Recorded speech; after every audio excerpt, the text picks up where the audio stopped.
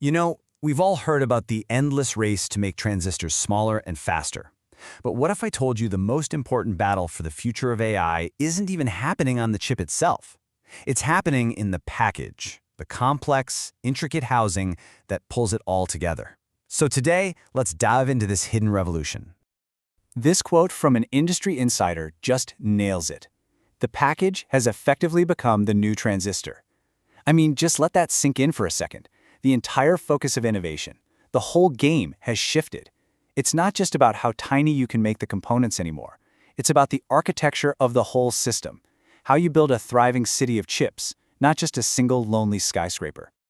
So what is advanced packaging anyway? Well, imagine instead of building one giant sprawling factory, you're building a super dense city block of specialized skyscrapers. Each one of these little chiplets is a skyscraper with a very specific job, and advanced packaging is the art of connecting them all with high-speed bridges and tunnels into one incredibly powerful, cohesive unit. This whole approach is absolutely critical to handle the insane scale of today's AI models. Okay, so why has this suddenly become the choke point for the entire AI industry? Well, the answer, as you might guess, comes down to just explosive, unprecedented demand. Just look at this chart. Look at the split here. The red bars, those are the AI-focused chip companies. The black bars are everyone else. The AI folks aren't just beating their peers, they are absolutely leaving them in the dust. This kind of explosive growth for AI chips puts a massive strain on every single part of the supply chain, but especially that final step. And all that pressure has caused what you might call a tectonic shift in the industry.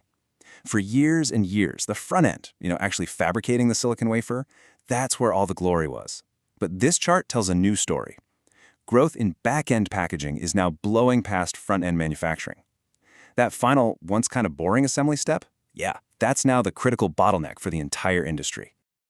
And that brings us to the first major player in this high-stakes game, the reigning champion, TSMC, and its absolutely dominant technology. So TSMC's solution is called CoWoS, and it has been the gold standard for a while now. The basic idea is that it connects all the chips side by side on this big silicon base called an interposer.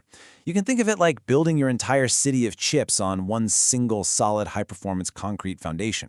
This gives you absolutely unmatched performance, which is why it's the go-to for NVIDIA's top-of-the-line GPUs. But that massive foundation is also its Achilles heel. It's incredibly expensive, and there just isn't enough capacity to go around. And when I say expensive, I really mean it. The estimated cost for just a single CoWoS package, we're talking somewhere between $900 and $1,000. And get this, that's not the price of the whole processor. That's just the packaging. A price tag that high, well, that creates a massive opening for a challenger. That staggering cost basically puts a help wanted sign on the door. And who should walk through it but the challenger, Intel, armed with a completely different philosophy. So Intel's tech, it's called EMIB, and it takes a totally different route. Instead of that one giant expensive foundation, it builds these small, high-speed silicon bridges, think of them like tunnels, only where you need them. This is way more cost-effective, it's more flexible, and it lets you build much bigger chips. Now there is a trade-off. You get a tiny bit more latency, a minuscule delay in communication. That makes it perfect for the massive custom chips that companies like Google and Meta are designing, but maybe not for the absolute bleeding-edge speed that the fastest GPUs demand. All right, so let's put them head-to-head. This table really breaks it down. Reticle size is basically how big of a blueprint you can use for your chip city. You can see Intel's EMIB can already build way bigger designs than TSMC's CoWoS. And then there's the cost. It's a huge difference. So this isn't really about one being better than the other. It's about different tools for different jobs. CoWoS is your Formula One car for GPUs, while EMIB is your heavy-duty, cost-effective truck for these huge custom chips, these ASICs. But hold on, this isn't just a two-horse race. There's a third major player in the mix, a real dark horse with a super clever strategy, Samsung. Samsung's whole strategy is about playing to their strengths. See, they are the #1 supplier of high bandwidth memory, or HBM, which is an absolutely essential component for any AI chip. So they're basically bundling their must-have memory with their own packaging solutions. And they're not picking a favorite technology either. Their iCube S is a lot like TSMC's CoWoS, and their iCube E is a lot like Intel's EMIB. They're basically playing both sides, positioning themselves to win no matter which approach becomes more popular. It's a smart move.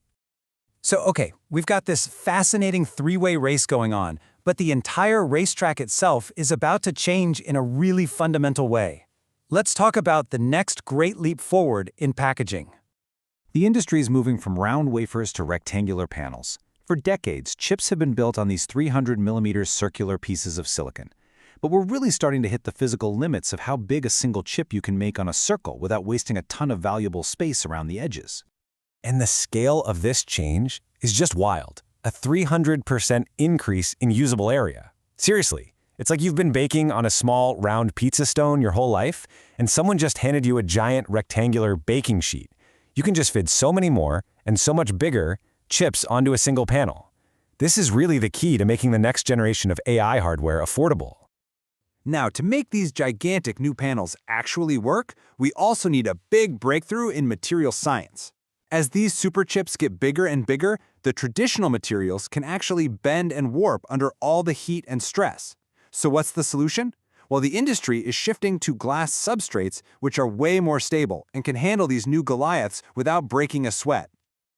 All right, so we've seen the tech, we've met the players, but this is so much more than just a corporate competition. The stakes of this packaging race are, frankly, geopolitical. The stakes here are truly immense, on a global scale.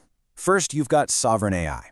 Nations want to build their own AI infrastructure, and to do that, you need domestic access to advanced packaging. It's becoming a national security issue. That makes Intel's US-based factories a hugely important alternative to the current concentration in Asia. And then there's NVIDIA. By locking up over 60% of TSMC's capacity, they've basically built a moat around their business, giving them control over the supply of the world's most powerful AI chips. The winner here doesn't just win a market, they gain some serious global leverage. Okay, so let's boil all this down. What are the key things to remember?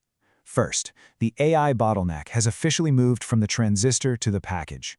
Second, you have this clash of titans, TSMC's performance at all costs approach versus Intel's bet on cost and massive scale. Third, the future is bigger and it's rectangular. Massive panels made of glass. And finally, and this is the big one, the winner of this race could very well decide who leads the AI hardware industry for the next 10 years. Which of course brings us to the final question for you. The company that wins this packaging race could lead the entire AI industry for the next decade. So based on everything we've talked about, the champion's raw performance, the challenger's clever economics, or the dark horse's shrewd strategy, who are you putting your money on?